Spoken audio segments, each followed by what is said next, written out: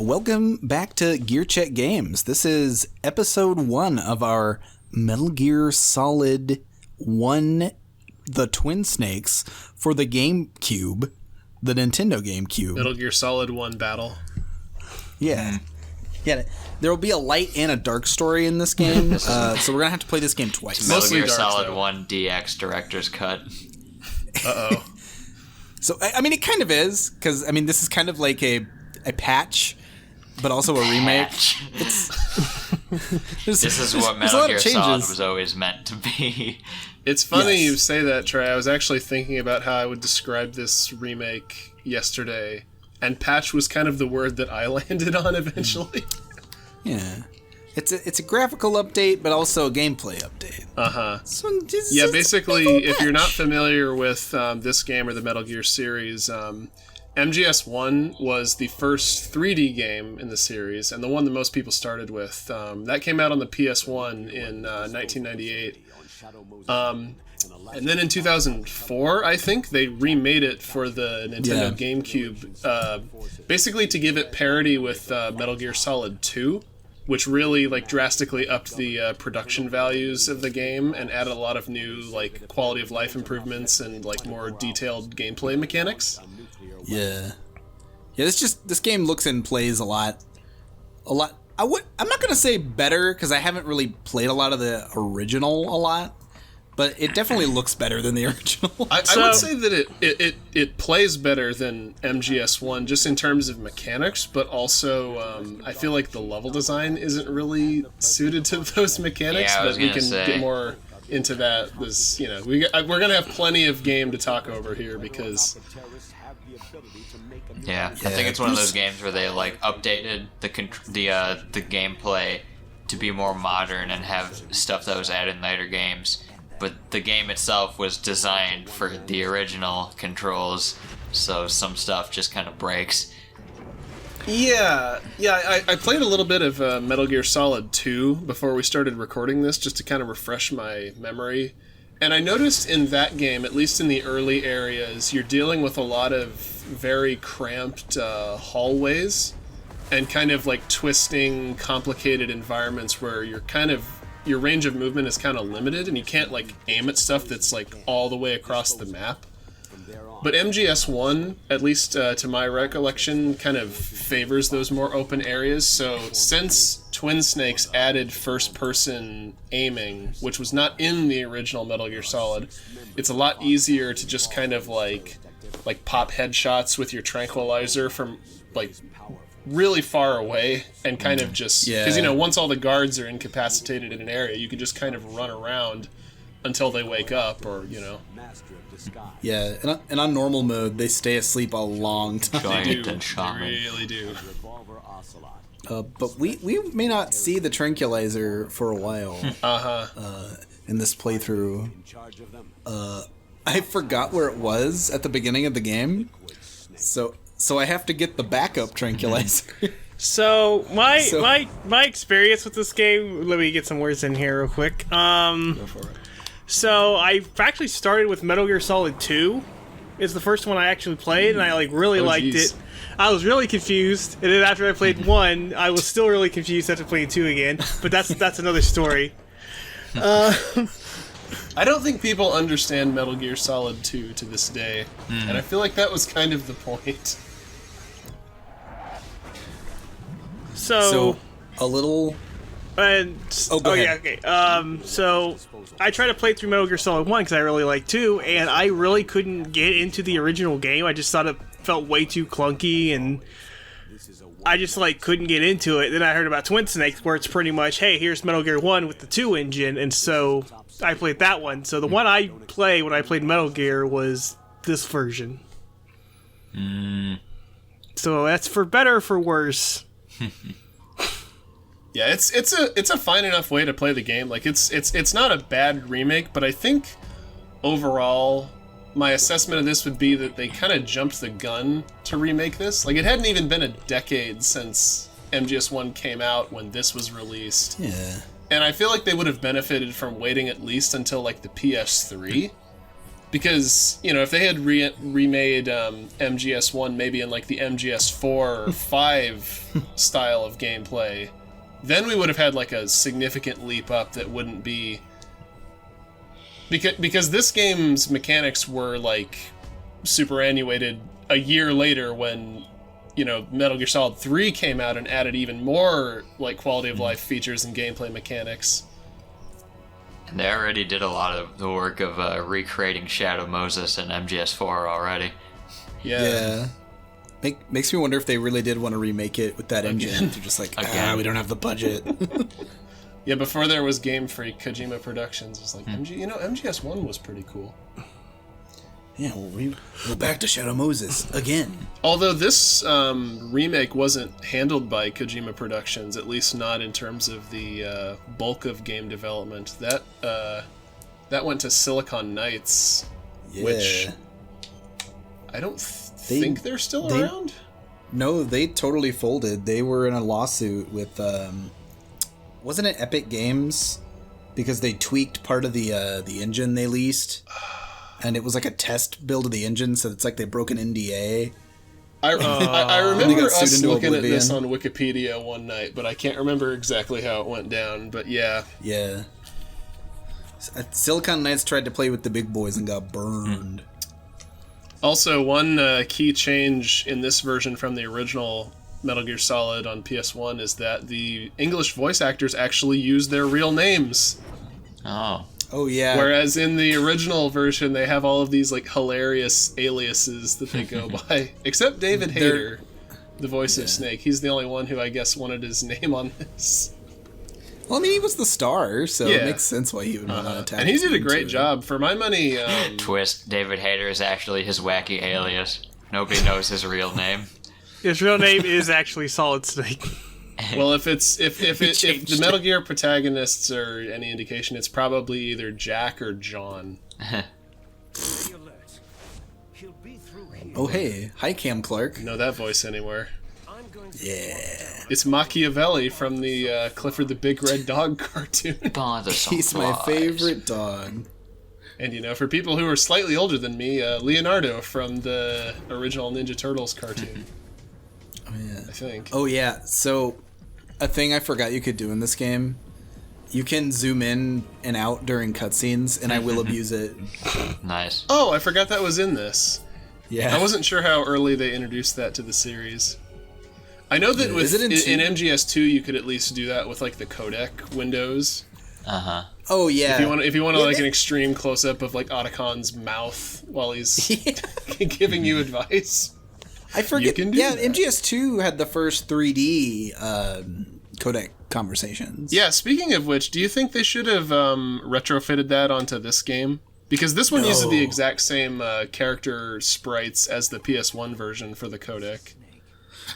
Yeah, I like these sprites better. I mean, they feel like a little cleaned up and a little sharper just because it's on the GameCube. But I would not trade out these. Like, it's just a good stylistic choice. Well, yeah, it's all the art director Yoji Shinkawa's designs, I believe. Yeah.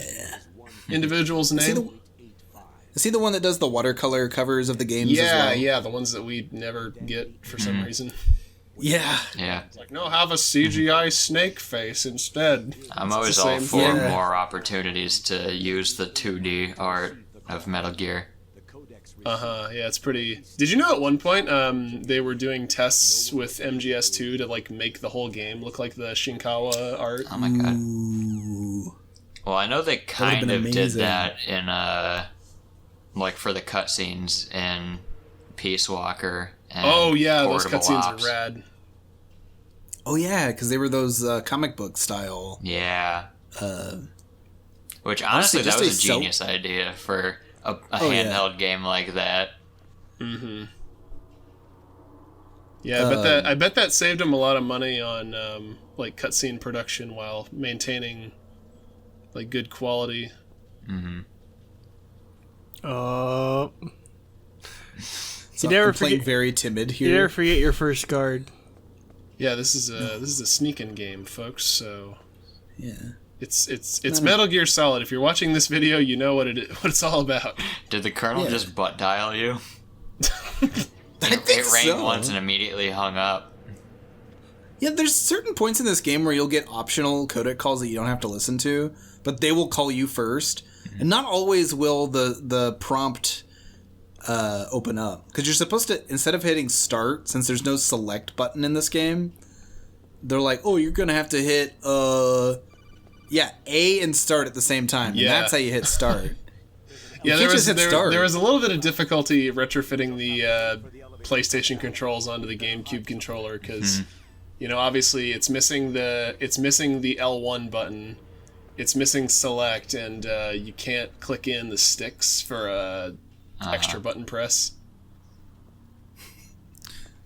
So what you have to do here, because Liquid took the elevator up, you just kind of have to wait. Because he sends a guard back down. So you just have to chill until that guy comes down.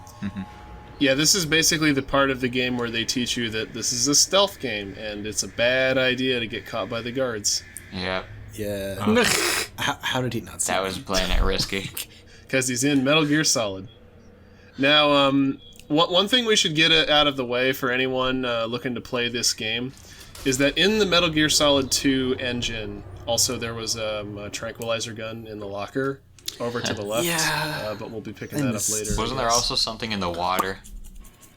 Yeah, there's a ration in the water. At least in the original game, there's a ration you can get in the water. Oh yeah, this music. So, when I was playing this again, this scene came up, and I just laughed. Because him disrobing and the camera angles on it is just so darn goofy. I just laughed for a solid minute. I was like, yeah. Yeah, the cinema scenes in Twin Snakes compared to the original are just like a cheese fest. And Metal Gear Solid is already like kind of a silly, certainly the stories are like told in an earnest way, but there are also a lot of elements that kind of disarm you with how wacky and goofy they are. And I feel like Twin Snakes, compared to your average Metal Gear, just cranks it up to 11. Oh, yeah. Like, so many cutscenes in this game are just, like, completely ridiculous.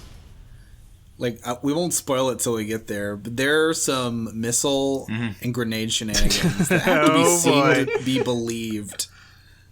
Yeah, no kidding. Yeah, one of my favorite lines is coming up in this game. It's like the first thing. Yeah. It's one of the first things Snake ever says in this game. Yeah, strap in, folks, because you're going to get all 4 of our terrible David Hayter impersonations throughout this playthrough. God, I just remembered. I love how, outside of this, the most, like, action-packed Metal Gear game is, or in terms of the cutscenes, is MGS4. But that's literally just all these other people doing like action hero, like acrobat flips and stuff around Snake, who's just old and can't do any of that anymore. Yeah, he's just like falling down the stairs. Ryan's like doing flips and like taking on 1,000,000 robots at the same time, and Snake's just like trying to deal with his lower back pain. Yeah, Snake, ever since the series went to 3D, they've made it a point to have Snake be kind of, like, old and washed up. And he's, like, even in this one, he's retired from, like... What was... Yeah. Was Snake in the Army originally? Or, like, what was... He was a Navy SEAL, yeah. Well, he was in Special Foxhound before this. And then I think before that, he was in the Navy or something. Okay. Or like well, yeah, Dan, to my knowledge, you're the only one here who's actually played the first 2 Metal Gear games. Yeah. In Metal Gear 1 and 2, he was officially in Foxhound, I think. Okay.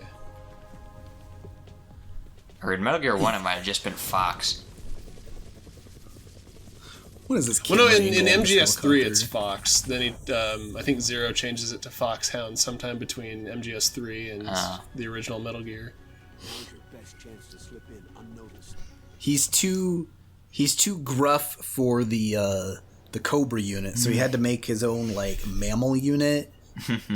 He's like, I can't. Even though my name is a reptile. Yeah, even in this game, I think it's mainly just in the briefing, the optional briefing before the game.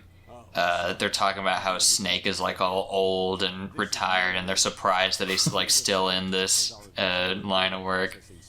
Is that the one where they just straight up name drop Jurassic Park in Twin Snakes? I don't know. I've never seen the briefing. Like Naomi tells. I think it's something to the effect of like Naomi tells him about the genome arm, and he's like, "Huh, that sounds like some kind of dinosaur amusement park." I think he does mention that later.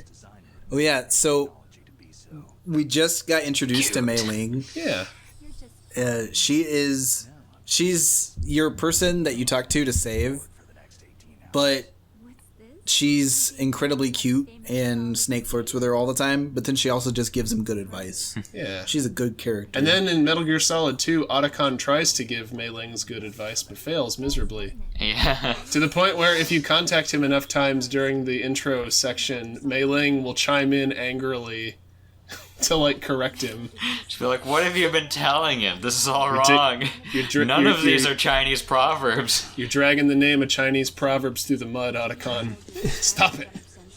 Wait, I didn't think she was a part of the support group in 4. Does she have a little cameo in that game? In 2, well, she's not part of the support group in 2 either, but she has a cameo She sensed that appearance. Otacon was bringing disgrace to her. Yeah, Otacon tries to be the replacement Mei Ling in the Tanker chapter and fails miserably.